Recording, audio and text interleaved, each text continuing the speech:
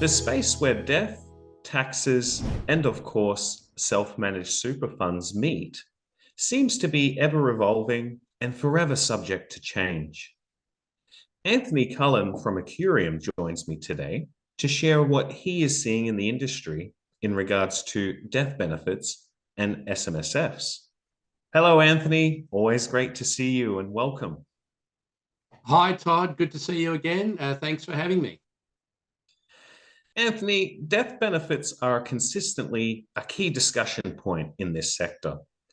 Changes stemming from legal cases or regulatory events always seem to be on the horizon. What specific developments have captured your attention lately regarding death benefits?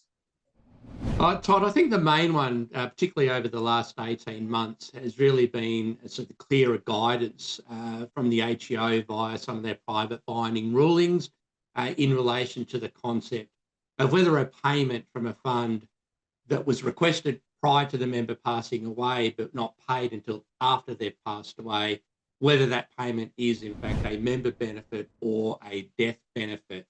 And it's particularly important to understand the distinction between the two payments because they've got vast potential for vastly different tax treatments depending on who receives the benefits. And so just beyond that 18-month period, just prior to that, we went through a short period of time where we were getting a lot of private binding rulings coming through indicating that the payments were member benefits, which was a turnaround to a prior view from the ATO where they were death benefits. So we've gone death benefits, and then for a period of time they said they're member benefits. But since about was it February 2023, roughly around then, we've seen the ATO revert back to their older view that generally, in most circumstances, they are going to be death benefits. The ATO do acknowledge, though, that there might be circumstances that a payment requested before death and paid after death could be classified as a member benefit, but particularly in the SMSF space, the ATO have acknowledged that the facts need to be assessed at the time the payment is made, not when the payment is requested. And so in the SMSF space, if you know that the member has passed away before you make the payment, there's every chance that that payment is going to be treated as a death benefit. And so that's the critical point, acknowledging what the facts are when the payment is made. And based on your observations in the industry, what are some of the typical challenges or risks that practitioners and trustees might encounter while preparing for the death of a fund member?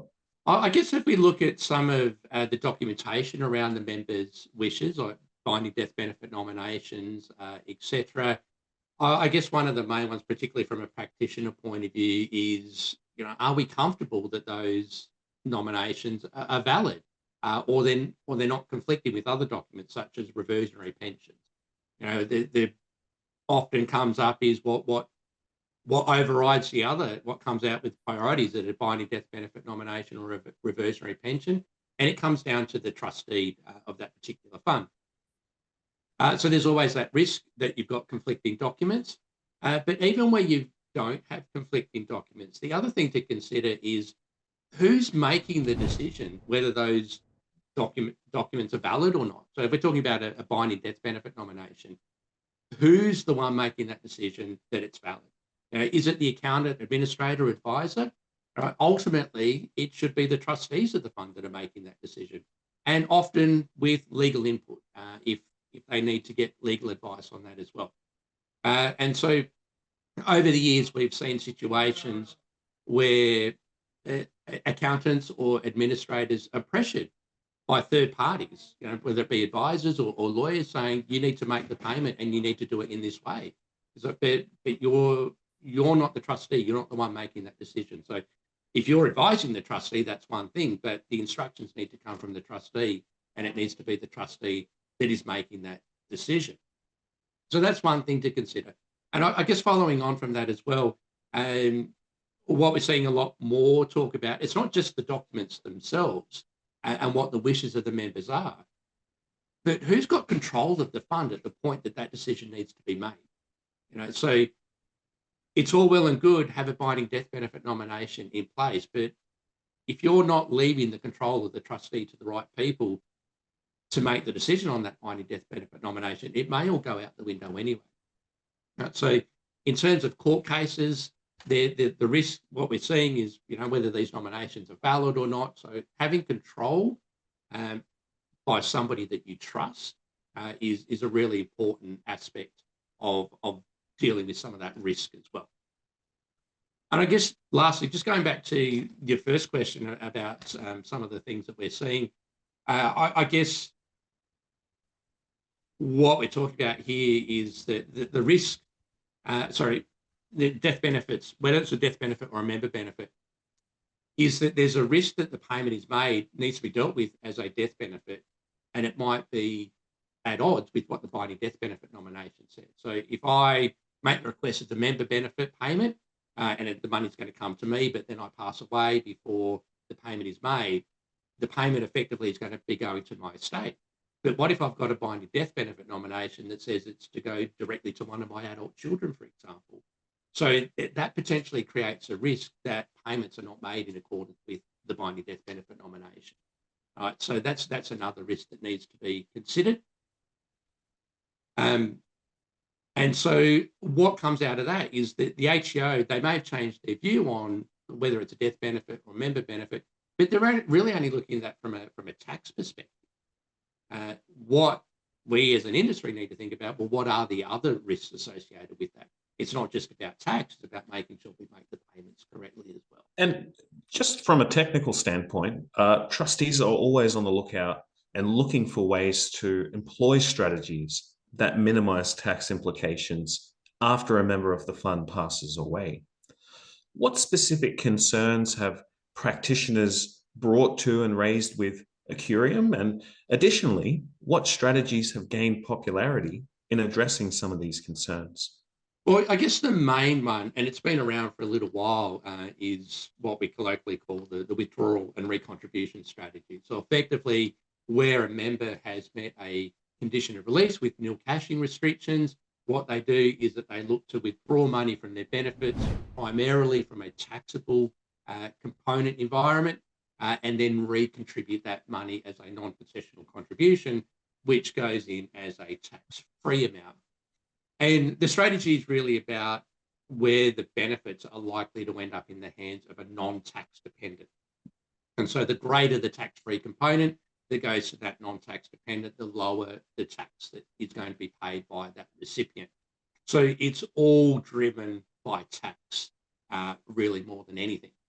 And with the changes in the work test from a couple of years ago, where we saw it being removed from the SIS regulations and from the contribution acceptance rules to the Tax Act, we're now in this situation where we've got clients that have reached at least age 65, which is a nil cashing restriction in itself, and up until 75, they can make non-concessional contributions without having to worry about the work test. Obviously, that's subject to their total super balance, but we've got this window now that I've got access to my benefits and I can make contributions with very few restrictions as well. So the withdrawal recontribution strategy comes into its form in that situation. On one hand, I've got access to the benefits. On the other hand, I've got access to make contributions. So really, there's a pickup in that sort of strategy again. But I mentioned we need to be mindful of somebody's TSB as well, their total super balance. So most people will know that from a non-concessional contribution point of view, there are thresholds that are linked to the member's total super balance that may limit or exclude the member from being able to make non-concessional contributions. And so where you're pushing those limits, you may need to look at using that contribution over 2 financial years. Right? So your total super balance is measured as at the 30th of June in the year prior. And so let's say, for example, I have a total super balance in excess of $1.9 million as at 30th of June 2023. My non-concessional cap for the 24 financial year is zero. If I take out, let's say, $300,000 or $330,000 or whatever it might be, and I get below that limit, I can't go and put that money back in because my total super balance from 30th of June doesn't change just because I've made that large withdrawal. So, but if I take that money towards the end of the financial year, it may impact on what my total super balance is at the end of this financial year, and it may provide me scope to be able to make that non-concessional contribution in the next financial year.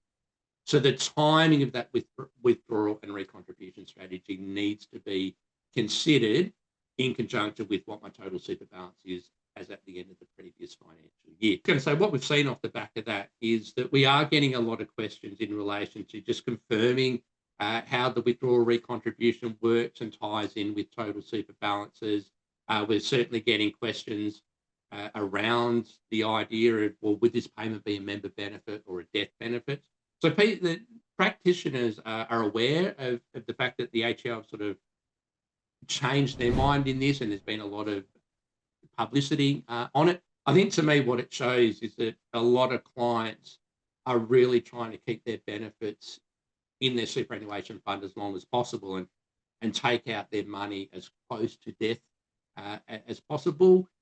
But what we're also seeing is a lot of people are getting caught out by that, trying to do all these transactions on the member's deathbed is fraught with danger, and it may not work. So I guess, once again, talking about risk, your previous question is, one risk is that you leave it right till the end and the benefits come out as a death benefit, not the way that you wanted.